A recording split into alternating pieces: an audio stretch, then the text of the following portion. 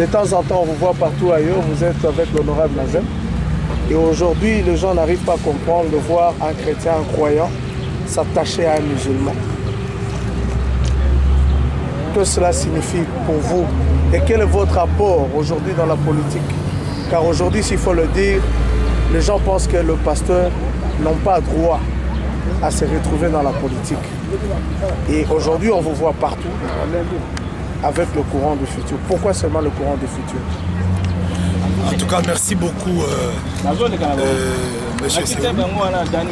Je crois que c'est une cloche alarme qu'on est en train de recevoir au Congo, non seulement au Congo, mais dans le monde. Je crois que la première fois que j'ai été avec l'initiateur, il y a quelque chose que j'ai appris de lui, monsieur Nazem. Il a dit, ce que les hommes ne peuvent pas faire, il n'y a que Dieu qui peut le faire. En d'autres termes, le dernier recours du secours à la population, c'est Dieu.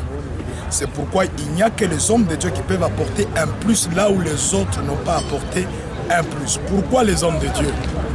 C'est parce qu'ils ont la crainte de Dieu, ils ont le respect de la population, le respect des textes au cas où ils se retrouvaient dans la gestion du pouvoir. Au fait, quand nous disons que la politique n'est pas réservée aux hommes de Dieu, je crois que c'est un malentendu. Quand nous prenons la Bible, c'est très clair.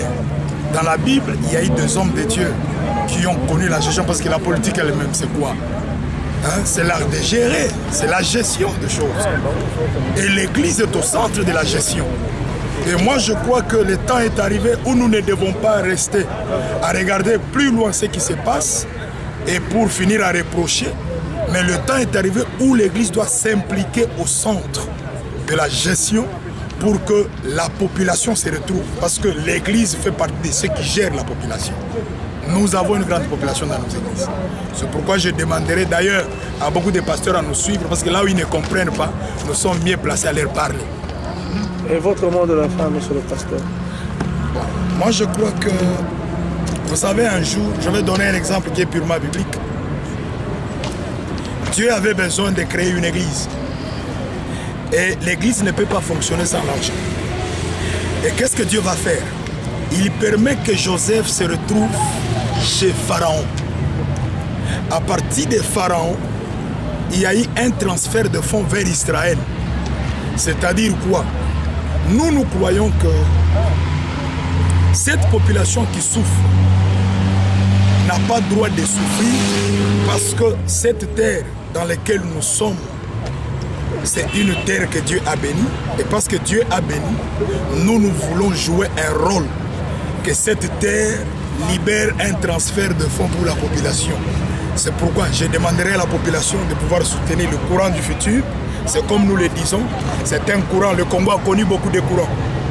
Bien avant, il y a eu le courant de gauche et de droite, il y a eu le courant d'opposition et de la majorité. Mais nous venons avec un courant du centre pour qu'ensemble avec la population, nous pouvons vivre un nouveau courant que nous appelons le courant du futur. Merci beaucoup. Merci beaucoup.